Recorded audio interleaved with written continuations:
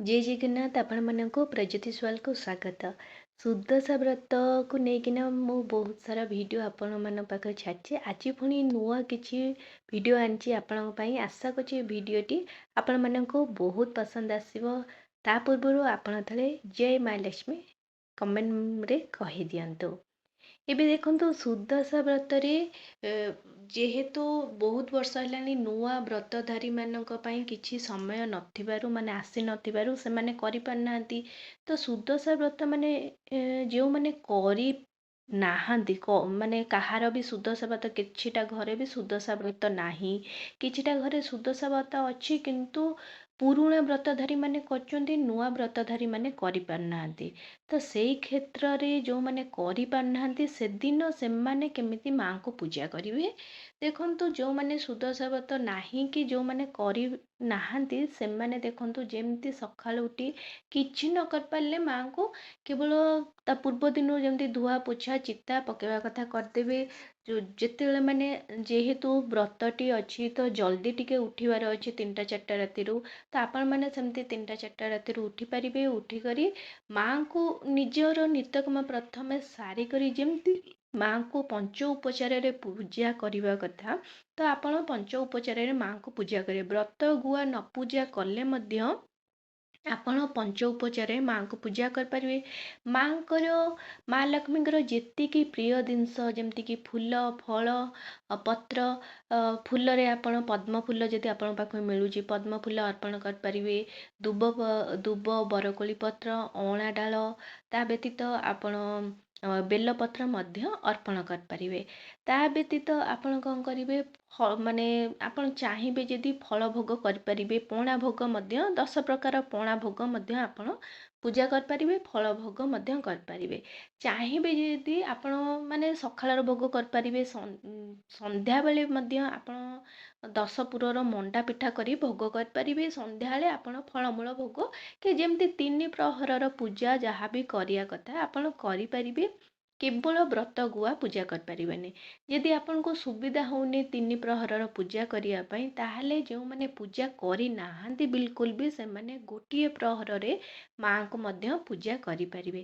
ଏମିତି ନୁହେଁ ଯେ ଆପଣ ଯେହେତୁ ବ୍ରତ କରୁନାହାନ୍ତି ବୋଲି ଆପଣ ସେଦିନ ପିଆଜ ରସୁଣ ଖାଇବେ କି କୌଣସି ମାଙ୍କୁ ସେଦିନ ପୂଜା କରିବେନି, ଟିକେ ଘରେ ଚିତା ପକେଇବେ ନାହିଁ, ସେସବୁ କରନ୍ତୁ ନାହିଁ। କାରଣ ଯେତେହେଲେ ମାଙ୍କ ପୂଜା ସମସ୍ତେ ଚାହାନ୍ତି ମା ସମସ୍ତଙ୍କ ଘରକୁ ଆସନ୍ତୁ। ତେଣୁ ଆପଣ ମାନେ ଯଦି ବି କରୁନାହାନ୍ତି ଛୋଟ ଛୋଟ ନିୟମ ମାନନ୍ତୁ। ଯେମିତି ସକାଳେ ଆଟଲିଷ୍ଟ ଜଲ୍ଦି ଟିକେ ଉଠିକରି ପଞ୍ଚ ଉପଚାରରେ ମାଙ୍କୁ ପୂଜା କରନ୍ତୁ। ତା ବ୍ୟତୀତ ମାଙ୍କର ବହି ଯଦି ପାଠ କରିପାରିବେ, ମାଙ୍କର ଅଷ୍ଟକମ୍ ମଧ୍ୟ ପାଠ କରିପାରିବେ।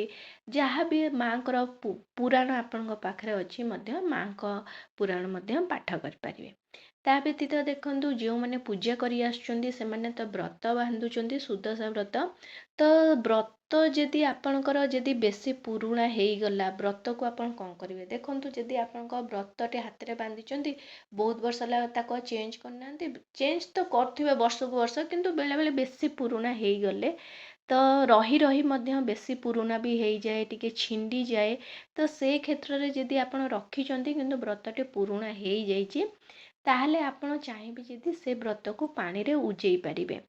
ଆପଣଙ୍କ ଯଦି ବ୍ରତ ହାତରେ ବାନ୍ଧିଛନ୍ତି ସେଟା ଛିଣ୍ଡିଗଲା, କୌଣସି ମତରେ ଛିଣ୍ଡିଗଲା, ତାହେଲେ ଆପଣ କ'ଣ କରିବେ, ଯଦି ଆପଣଙ୍କ ବ୍ରତଟି ଛିଣ୍ଡିଗଲା, ଦେଖନ୍ତୁ ବ୍ରତ ଛିଣ୍ଡିଗଲେ ପଛେ ଆପଣଙ୍କ ପାଖରେ ରଖିବେ।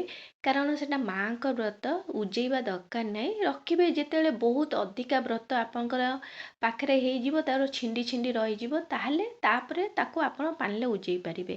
ବ୍ରତଟି ଯଦି ହାତରୁ ଛିଣ୍ଡିଯିବ ତାପରେ ଆପଣ କ'ଣ କରିବେ, ଗୋଟେ ଭଲ ଦିନ ଦେଖି ସେଇ ବ୍ରତଟି ଆପଣ ରଖିଦେବେ।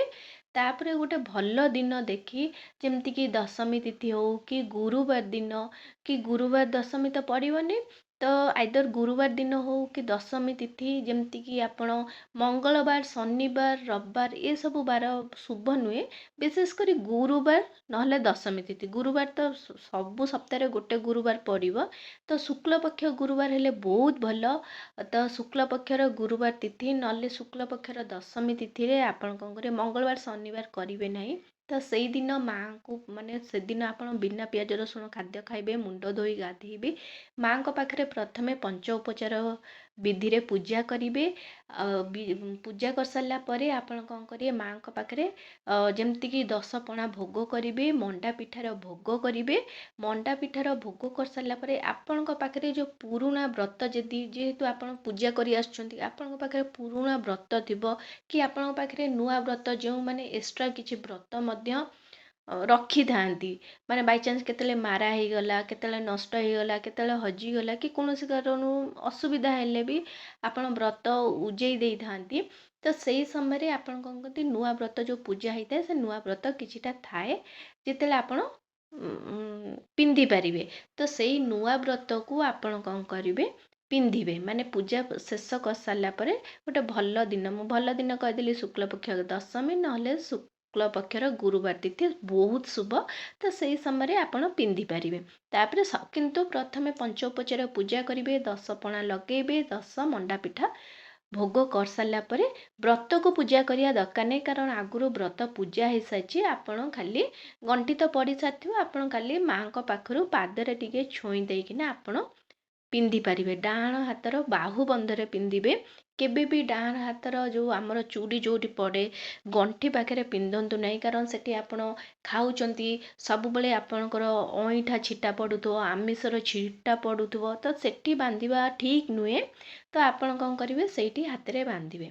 ବ୍ରତ ହଜିଗଲେ କ'ଣ କରିବେ, ଦେଖନ୍ତୁ ବ୍ରତ ତ ହଜିବା କଥା ନୁହେଁ। ଯଦି ବାଇଚାନ୍ସ ଭୁଲ ବଶତଃ କି କୌଣସି କାରଣରୁ ଯଦି ହଜିଗଲା, ଆପଣ କ'ଣ କରିବେ, ପୁରୁଣା ଯଦି ଆପଣଙ୍କର କିଛି ବ୍ରତ ପୂଜା କରି ରଖିଛନ୍ତି, ତ ସେ ବ୍ରତକୁ ଆପଣ ଗୋଟେ ଭଲ ଦିନ ଯେମିତି ଦେଖି ଗୁରୁବାର କି ଶୁକ୍ଳ ଦଶମୀ ତିଥିରେ କି ଶୁକ୍ଳ ପକ୍ଷର ଗୁରୁବାର ତିଥିରେ ଆପଣ କ'ଣ କରିବେ, ପଞ୍ଚ ଉପଚାରରେ ପୂଜା କରିସାରିଲା ପରେ ଆପଣ କ'ଣ କରିବେ, ମାଆଙ୍କୁ ମଣ୍ଡା ପିଠା 10 ପଣାର ଭୋଗ ଲଗେଇ ସାରିଲା ପରେ ଆପଣ ବ୍ରତଟିକୁ ପିନ୍ଧି ପାରିବେ। ଯେହେତୁ ଆପଣଙ୍କ ବ୍ରତଟି ହଜିଯାଇଛି, ମାଆଙ୍କୁ କ୍ଷମା ପ୍ରାର୍ଥନା ମଧ୍ୟ କରିବେ।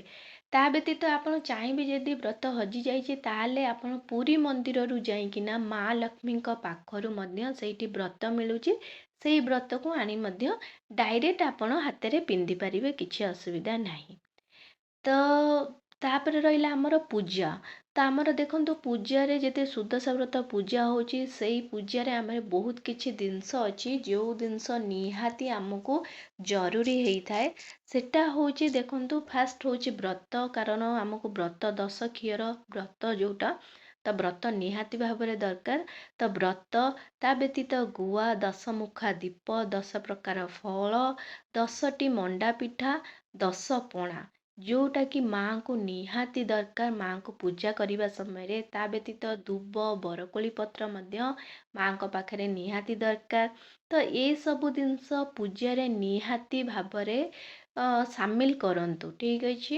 ଆପଣଙ୍କୁ ଯାହା ହେଲେ 10 ପ୍ରକାର ଫଳ ଆଉ 10 ପ୍ରକାର ପଣା, ମଣ୍ଡା ପିଠା, ଏସବୁ ଆପଣଙ୍କୁ ନିହାତି ଭାବରେ ଦରକାର।